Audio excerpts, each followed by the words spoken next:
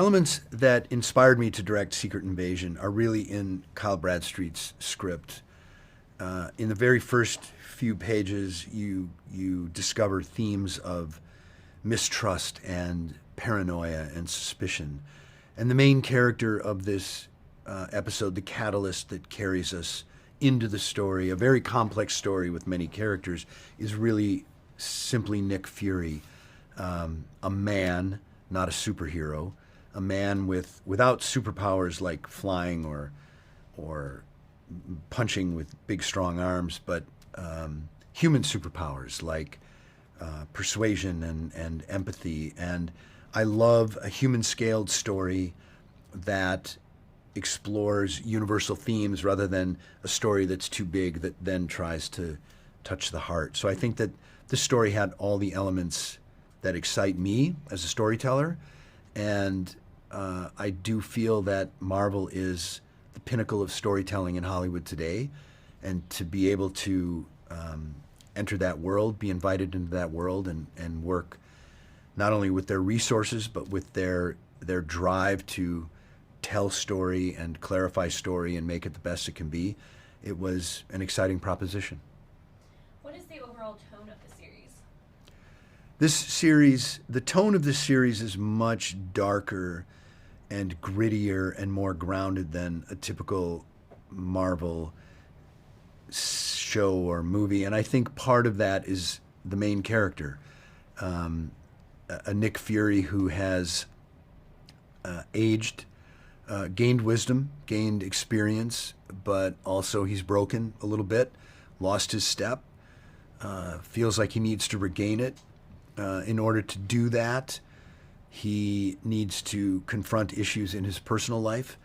And part of that is to go inside and confront issues and challenges and questions in his internal life. And when you combine all of those things together, I really go to film noir. They feel like elements of film noir, and I think that, more than anything, created the tone of this show. What was your vision for the style of the series? The vision for the style of the series really came out of the answer to the preceding question, which is the creative team and I landed on film noir, and we immediately went to the greatest film noir of all time, The Third Man, and that led us to films from the 70s like The Conversation and Alan Pakula's Paranoia trilogy of Clute and The Parallax View and All the President's Men, which is then a short leap to things like The French Connection. And we put all those into a soup and tried to create a style, a feeling, and a look that suggested grayscale or a fogginess rather than a clear binary good and evil. This was anything could be anything. Anything could be around the next corner. So the style is really about obfuscation and mystery and not presenting but peeling back an onion, and to the best of our ability between locations and sets that needed to feel real in London and Russia and Washington, D.C. and even Oxford, England. We needed it to feel real, but we also needed it to feel shooting through things and mirrors and making things seem like not as they are. Tell us about the tagline, "Who do you trust?" and why is it a major theme in the series? The tagline, "Who do you trust?" is a major theme largely, again, because the story is about mistrust and paranoia and suspicion. And the metaphor for that is Skrulls who can shapeshift. So whoever you're talking to could be anybody, could be a Skrull, could be not who you think it is.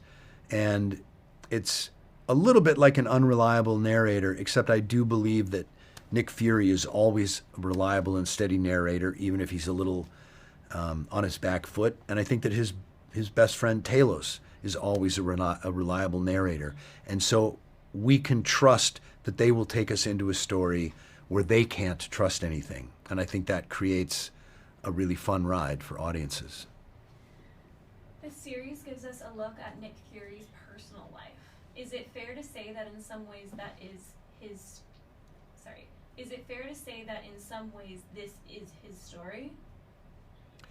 Well, I think he is the catalyst that brings us into a far more complex story with many, many characters, each of whom has an interesting arc and an interesting personal life and an interesting emotional truth. And this cast has done an excellent job of mining, exploring, and discovering all of those things. But ultimately, yes, this is a Nick Fury that we've never seen before, an evolution of Nick Fury that we've never seen before. He's aged, he's a little bit broken, and he needs to solve some things in his personal life that will help him accomplish the task that is set before him in this series. And in order to do that fully, I think we do end up feeling that this really is Nick Fury's arc from start to finish. 3 more. Tell us about working with the cast and what they bring to the series. It's an amazing cast in this series. I loved working with them.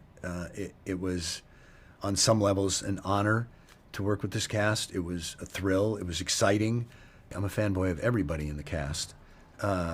And at the same time, I feel that celebrity has nothing to do with performance, storytelling, and character. I feel like my job is the same every day, no matter what I'm filming, what show I'm working on. I show up prepared. I show up understanding story. I show up understanding the character's purpose in that story. And I create an environment where actors can do their best work achieving those things.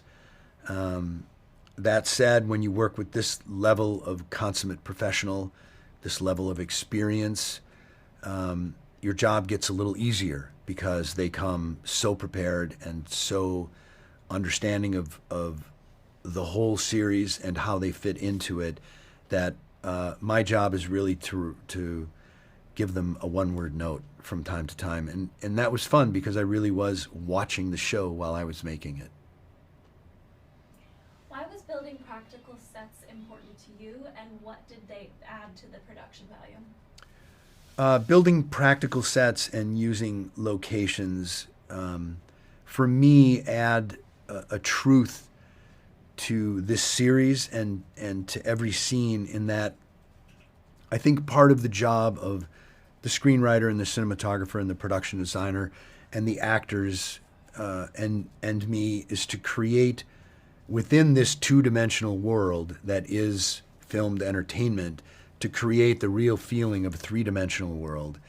And I think that blue screen environments, CGI environments are incredible and have accomplished a lot, but ultimately you're shooting two human beings in a blue room, which there's always something missing for them. They're not connecting as deep to the emotional level as they could because they're not in a real environment. So I think creating real environments helps performance, helps emotional truth, helps everything that really resonates with audiences who watch this show.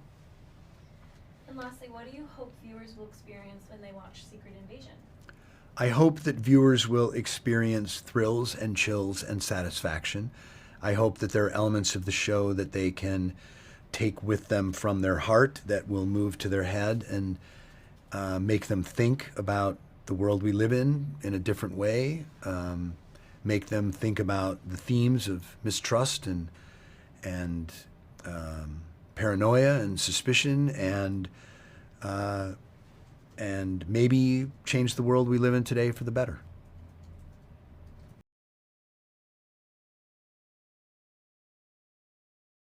Amelia, you're new to the MCU. What Yes. does it feel like to be part of it, and what has your experience been like? Oh, and please incorporate the answer into the question. Yes. I feel completely privileged and lucky to be a part of the MCU for the very first time, and my experience of the MCU is the highest caliber known to TV, to film, to all of it. Not just the cast, which is ridiculous, but also the level of the crew, the writing, the direction, everyone who makes up the world of Marvel is at the top of their game and at the top of the tree. So it is a privilege to be able to be a part of it. Ben, welcome back to the MCU. Tell us how you felt about reprising the role of Talos in this new series. How is it different in tone from what you did before in Captain Marvel? Thank you very much for welcoming me back as Talos. It's a pleasure to be back. Getting the invitation and the opportunity to come back and revisit Talos in this very distinctly different project was absolutely thrilling. In some ways, I thought, okay, if I do my job well enough, then the stuff with Sam is going to be good and work out well. I had no idea how good this project was going to kind of become. I got the opportunity to work with this amazing actor who we were very, very fortunate that she came to join, and we are all the richer for it. It's an amazing project. It's very different in tone. Of course, those of you who are very familiar with the Marvel Universe are going to know that I had to do the entire the Spider-Man Coming Home film by myself. And obviously I got to learn a lot about Sam during that because I played him and whatnot. Those of you who go back and watch it will probably see little moments where I poke through when Sam's on the screen and whatnot. But that was that. And now, after, because he vacated the planet and whatnot for a good time. And I got to say, he vacated it so long that I'm kind of mad with him. I mean, I was okay with the Spider-Man thing, but I just don't think he really gave me the amount of money that I should have gotten for doing the whole film, basically, while he chilled out. But other than that, we're kind of cool. Amelia, we're coming back to you. Tell us about your character Gaia and her relationship with her dad. So Gaia is Talos' daughter, and the relationship that they have is incredibly strained and estranged when we first meet them. But with a father-daughter dynamic like this, there is a huge amount of water that's not quite under the bridge yet. There's a lot of tension between them whilst they're family and they are each other's Achilles heel, and they affect each other in the way that only a very close family member has the capability to do. She makes it a mission to not be vulnerable. She makes it a mission to be as self-sufficient and independent as she possibly can be, almost as a kind of, screw you to her dad, really. But when we first see them, that setup that she's given herself doesn't last very long. And what you see throughout the show is you see a father-daughter relationship where both are on an individual journey of self-discovery and understanding what really matters to them on a moral aspect, but also they learn about the relationship that they do have and how to truly see each other for what they are. And Amelia, what do you admire most about Gaia? I admire her resilience the most. I admire her no F's given attitude and her strength and her honesty and her integrity. She's a badass motherfucker. Yes, she is. Yes, she is. Ben, you're up next. What does it mean to Talos when Nick Fury returns? What is their relationship like now? It's strained. It's strained. Like I mean, Talos is really, really grateful really glad to see him, but I just wonder whether he's gotten back in time. That's really my concern. Is that, after all this, has he got back in time? Because we got a lot of weight to lift. Ben, the theme of who do you trust underlies this series. Yeah. Tell us about how that theme manifests itself. Well, the nature of the Skrulls has always been that they are suspect in terms of being able to trust them, right? They can shapeshift. You don't know. I could be talking to Amelia and she may actually be a genuine Skrull, right? That's just taken her on. But what has happened in the course of this thing is there's an invasion, and it seems like they might be Skrulls. So if that's the case, who do you trust in that scenario? You've got shapeshifters of varying abilities, and you've got Skrulls that are looking at things a way to be from a very, very different viewpoint. And we don't even know which Skrull sometimes is this or that. You got within Skrulls, you can't tell who to trust.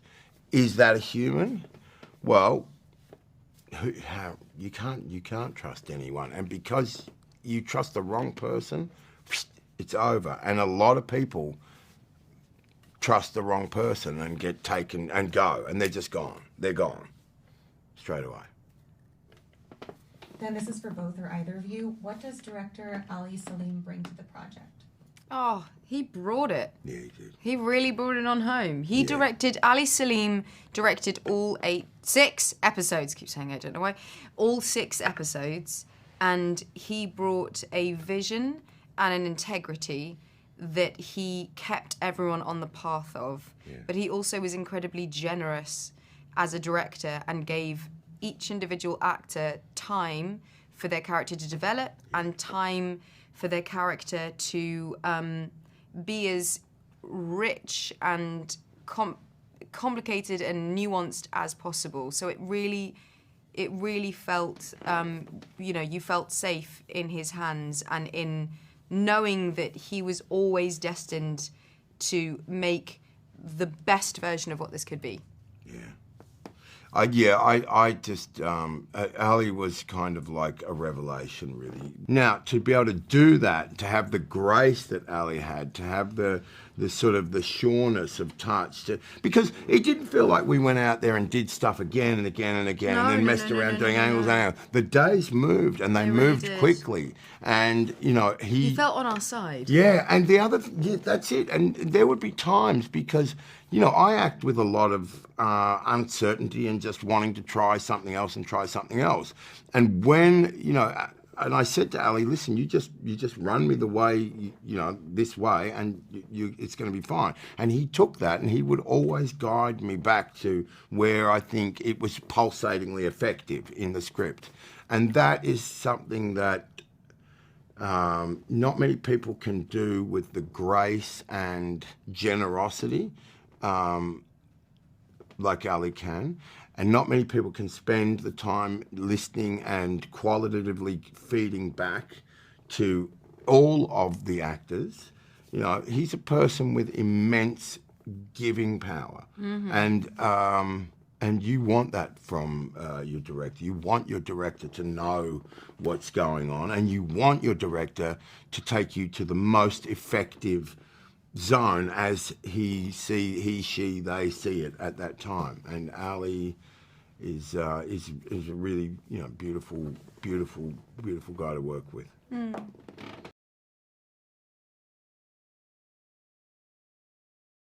The first question is, what drew you to the role of Gravik?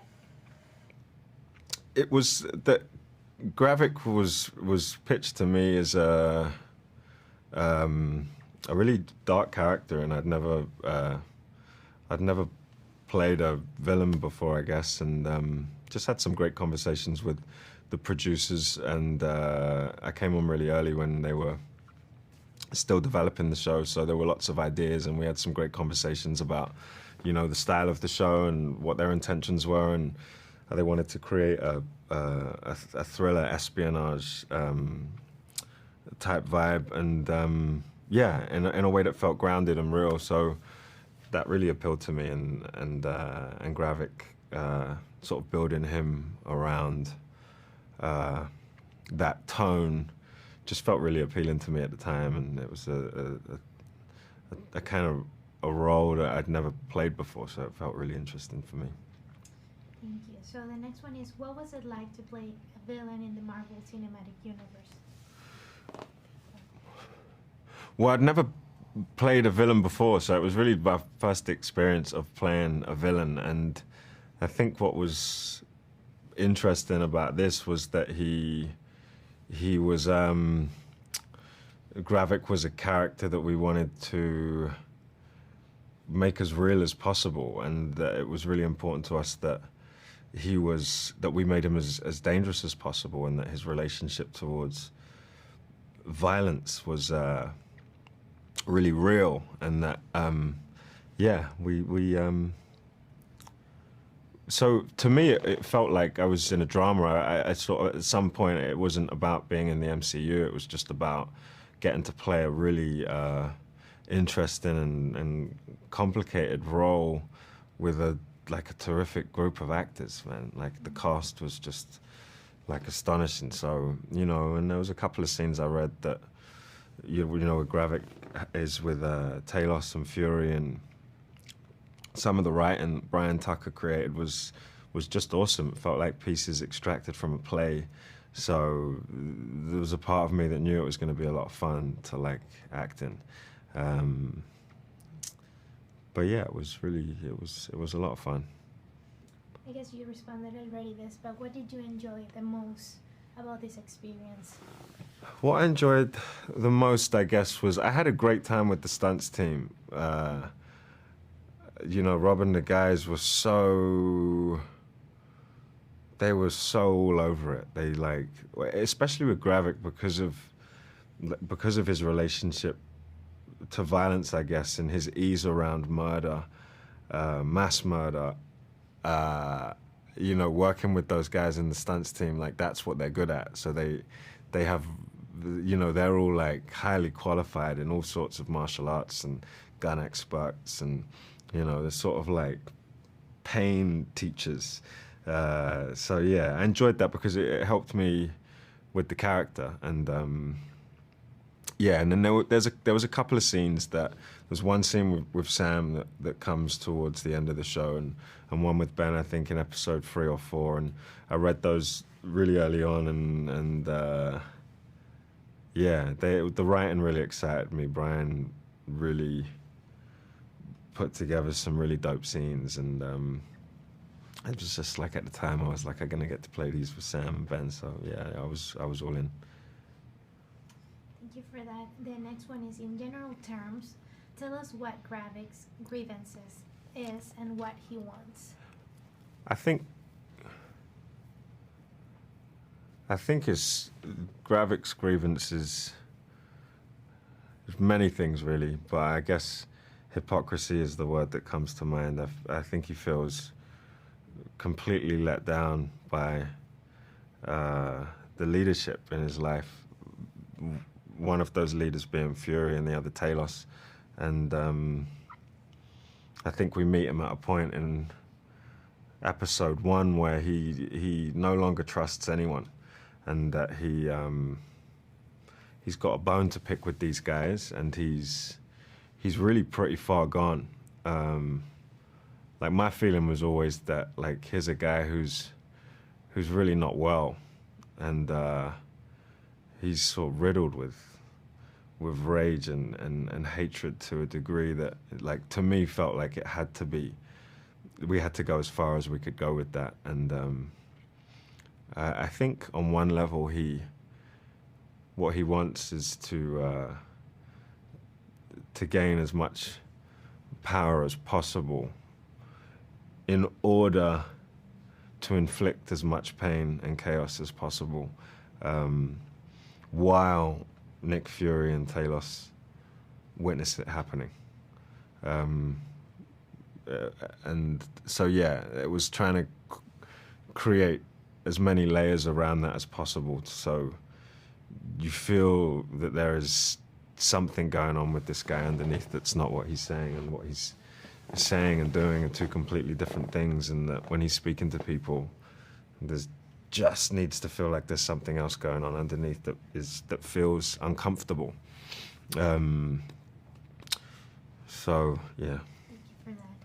The next one is, there were a lot of detailed practical sets built for this series. Mm-hmm. How did they inform your acting?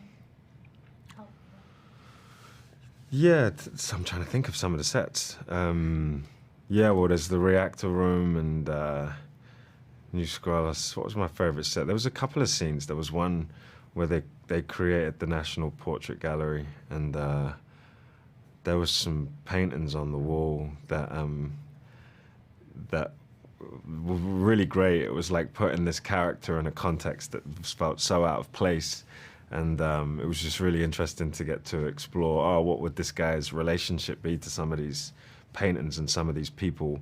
And I think specifically there were certain like leaders from history that he's referring to, and yeah, just creatively it was really fun. I think they did a really great job with that portrait gallery. It really felt like we were in a gallery, and the paintings felt really real. This was probably my favorite set. And some of the war scene, well, not war, but like the shootout scenes, and when on the airport run, some of the stunt stays when we were outside with the helicopters and the ropes coming down. It was a lot of fun. How was it working with Ben Mendelsohn and Samuel Jackson? Yeah, I mean, those two were the reason why I couldn't say no to the job. I guess it was a lot of fun, and there was one day where I was on set with both of them at the same time, and that was carnage. Yeah, there was just a lot of energy and a lot of fun. You put those two together, and it just goes off. But yeah, it was great to act with them in different ways. Talk about your experience working with the director. Yeah, me and Ali, we met really early on, and we had lots of really, great conversations about character and story, which is always, it's what you want, really. And yeah, I guess we tried to tune in as much as possible with how do we believably make this guy feel as dangerous as possible, and how do we make him feel really real within this? And I guess, yeah, grounded and dangerous are the two words that come to mind. And what was his relationships towards violence, and yeah, just each day we would just make sure that we were keeping him on the same track. And yeah, Ali was a great steerer of the ship in that way. He was open to as many rehearsals as we needed in the morning, as much time as we needed to get the scene right before we started shooting, to make sure we found all the right layers, and that we landed on the best possible version of the scene before we started shooting. We got to do that every day, so there's no rehearsal before you start shooting, but before we got to work each day, we'd make sure that we had time on the floor to do that. So I'm really grateful to Ali for that, because you don't always get that kind of time.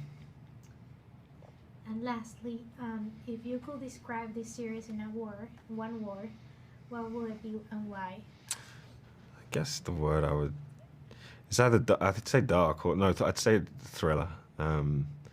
Espionage. It's very hard to do one word. Different.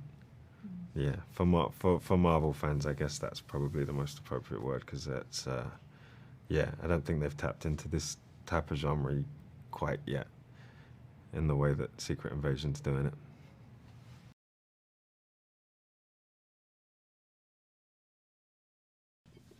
Olivia, what does it feel like to be part of the MCU, and what was it about the character of Sonia that attracted you to the role? Being part of the MCU for me is a dream come true. I've been asking to be part of it for quite a while. And Sonia, I mean, I always imagined maybe I'd be a superhero, but actually, Sonia, I loved playing her so much, because I think she's funny. I find it hilarious that she goes to a torture scene with a rather chic coat, a little handbag, and is clearly loving her job. And I love the fact that she and Fury are friends, share a history, have each other's back, sort of take the piss out of each other. It's such an enjoyable relationship that we have. I think somewhere down the line, Sonia should either get bitten by some insect or Yeah. thrown into a machine somewhere, that when she comes out of it, she has the power of invisibility. Oh, Samuel, Wouldn't that be genius. wonderful? Yes, that would be That'd be amazing. awesome, yeah. Yes, please. Yeah, work on that. And she'd get longer legs as well. Get longer legs, Yeah, too. Make her yeah, taller. Yeah. Yes. And Sam, we see Nick Fury in a different light in the series. Tell us where he is and what is different about him when the story opens? Did you enjoy exploring this other side of him? Seeing Nick Fury in a different light in this particular series, and do I enjoy showing that particular side of him? I've always wanted to be a human Nick Fury. I always thought I was. I mean, I realized that there is a perception of Nick as, being sort of a cold fish in ways, but the only thing that he does is run hot or stay cold. So it's kind of great to find him in the position that we find him in this particular series, coming back to Earth after what I believe or perceive to be 6 years of absence after the blip, and seeing the profound effect and damage that absence has done to him, or what happened in his head because he was gone, and trying to figure it out. And coming back and having people tell him he's not the same person that he was before, and him being smart enough to believe it and try and figure out a way to solve the problems that are presented to him as the old Nick Fury, and he seeks ways to find himself or to get back to the powerful person that he used to be, using the networks that he had from his past and some of the people in his present. Olivia, Sonya is a seasoned MI6 agent. What is she trying to accomplish, and what is her relationship with Nick Fury like? So Sonya's a seasoned MI6 agent, and she's basically she's trying to protect her country no matter what. That's a spy's job. She goes a little further than most spies. And her relationship with Nick Fury, they clearly knew each other back in the day before Fury's ascension to the spaceship and Avengers and everything, back when he was sort of on the ground working his way up as a spy. And I think that's when they met, and they, I think, respect each other's work. They're clearly working for different people, but I think they would always look out for each other, and they trust each other, and they admire each other. So, and they have a laugh. It's quite nice. Sam, what is Nick Fury's relationship with Talos and the other Skrulls he brought to Earth? Well, what is Nick Fury's relationship to Talos and the other Skrulls that brought? Well, if you saw Captain Marvel, you know that Nick Fury was with her while the Skrulls were having their war with the Kree. And he helped her liberate the Skrulls from the Kree, but also knowing that their world was destroyed by the Kree, promised them that he and Carol Danvers would find a new planet for them to live on. It's been almost 20 years now, and he has not fulfilled that promise. And the few Skrulls that he knew came to Earth because they had a destroyed ship, so they couldn't go out. Half of them were in a prison camp somewhere else, and the rest of them were stranded somewhere in the galaxy, and Carol was taking care of them, according to what Nick's knowledge is of them. So the few Skrulls that he knows are on Earth are Talos, his wife, their daughter, maybe one or two more. So it's a shock for him to find out that all these Skrulls are on Earth, and that Talos snuck them in, and he's a bit perturbed by that idea, and knows that if the general populace of the world found that out, that would be an issue. So that's where he is right now with them. All right, so this one's going to be for the both of you. Tell us what you each enjoyed the most about working with one another. Olivia, go. What I enjoyed most about working with Sam, that's very hard to answer as a one. There wasn't like one thing. I enjoyed the process of being on camera together, the acting together, but I love talking to Sam off-set. I loved watching you interact with the whole crew, with your team. The whole thing has been everything I'd hoped for. Like one of the loveliest men working, and I'm so honoured to have been part of it. Oh my God. You made us both cry. Working with Olivia Colman. You better what be nice now. Is that? You know, it's, first of all, it's not work. It's, you know, a joy and pleasure to share the artistic space in that way, from using words that other people have written to express our relationship on the inside of a story that feels like something that's genuine and not forced. That's, you know, very, very, very, very precious to have when you're doing, you know, work, to make it seem like not work. The joy of seeing her come in the room and light it up, because that's what she does. You know, the room just gets kind of brighter when she shows up, and everybody's like, "Oh, Olivia's here. This is gonna be such an easy day," because she makes it easy and she makes it joyous, and you feel like you've done something special when you finish working with her, no matter what that is. Right now, you know, even in, you know, something as trivial as what people think is a Marvel story. She does have, you know, a wonderful life that, you know, I'm always inquiring about and asking about, and I love hearing her talk about her kids and her husband. I think that, you know, one of the wonderful things about being able to be in this business is you meet people that you genuinely know leave their mark on the world in a positive way, and that's what she does and is doing and has done. The world's a better place because she's in it. Oh my God, especially Sam. mine. Oh, you. I feel exactly the same. Now I'm going to cry. All right, this is another one for both of you. Ali Sylvaine directed all 6 episodes of Secret Invasion. What is his style and what does he bring to the project? Olivia, we'll start with you again. See, Ali, who directed all 6 episodes, which is not common on a project like this. It's often 2 or 3 or sometimes 4 different directors. Yeah. And so, I mean, hats off to him for taking on all of us and all of that. He was always so calm, so gentle. Nothing was too much trouble. And I mean, I would have, you know, I was going to say my hair would have fallen out trying to do it, and he's not a man with a lot of hair. maybe that was us that did it to him. But he was the gentlest, sweetest, most intelligent, emotionally available, wonderful man. There was no shouting. Everybody respected him. He really knew what he was doing. He was on it. I just loved the ability when things were being set up around us. He could come over and have a chat, and he had amazing life experiences, and you sort of forgot that he was carrying the weight of all of this because he was so gentle and calm at all times. Yeah. A genuinely lovely human being, and I'm very pleased to have met him. I'm very impressed with what he did, and I loved being directed by him.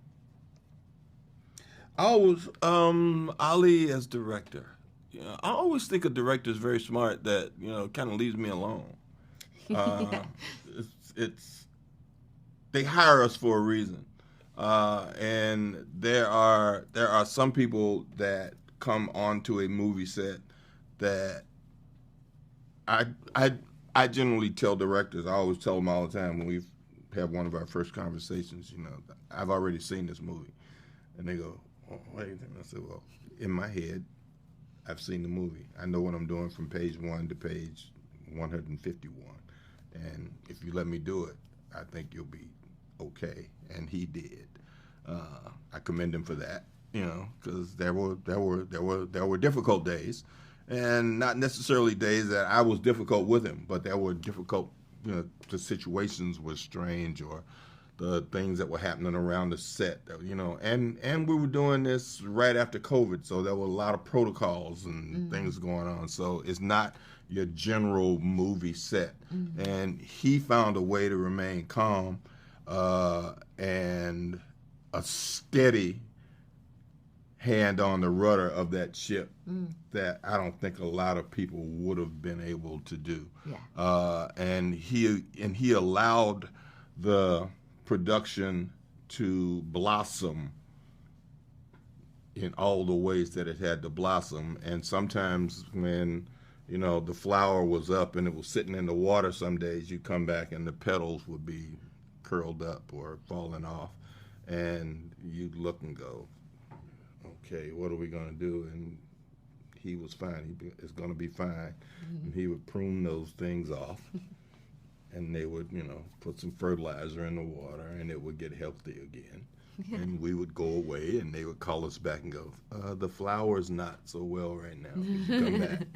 And he never, you know, assigned blame to anyone. He took responsibility for everything that was happening around there because he was the captain of that ship. And he was a good captain. Yeah. You know, in calm and stormy waters. Yes. Yeah. You're a poet. There were great practical sets and several interesting locations. What was your favorite set location and why, Olivia? My favorite set. I think my favorite set on this, I think was the first set that you meet Sonia on, partly because it was in Hatfield House, which is a beautiful building. And I do love old buildings. And I've filmed in there before, so it was exciting to go back. And it was a huge room. There was lots of space for everybody, and you didn't have to build it. So that was... I love that building, so that I was very happy to go back there. And then other sets, for me, weren't as exciting as that. We were outside in the woods, that was nice. Car was fun. Yeah. But I think the most beautiful and my favourite set was definitely the first one in her office with all the clocks, which was Hatfield House. Yeah. I love that house too. I've actually shot in that house several times too. Yeah, it does lots of Yeah, filming. because we did part of Captain Marvel in that particular house. Oh, did you? It was no, it was something else. It was Scarlett's dance school. When she was a Russian. It was her dance school. We did a whole thing in there. So I like that set a lot. And one of the reasons I like that set so much is because that's where I met you. So that will always have, you know, that whole special thing. It's like the first thing I ever did with you was that, because this is not the last thing we're going to do together for sure. I hope not. And I liked my house. The house they created for me, or the house that they got that was that set. I liked that house. It was a nice house that felt like, you know, Charlene and I had lived in it. It felt like a lived-in space. You know, Nick wasn't there very much, according to the lore of the script. I think what viewers can expect when they watch Secret Invasion is throw away what you expect to expect, because it is a Marvel Universe piece, but this is different. This is, I think, inviting a whole new load of fans in, because there's a lot of old school espionage, spy thriller stuff, which is, you know, is a very Third Man and all sorts of Truth be told, yeah. viewers can expect to see the best damn acting they've ever seen done in the Marvel Universe by this group of people that are on this poster, and everybody else who has a particular part in this series that passes through it in any way or any capacity, because the bar was set very high. Yeah.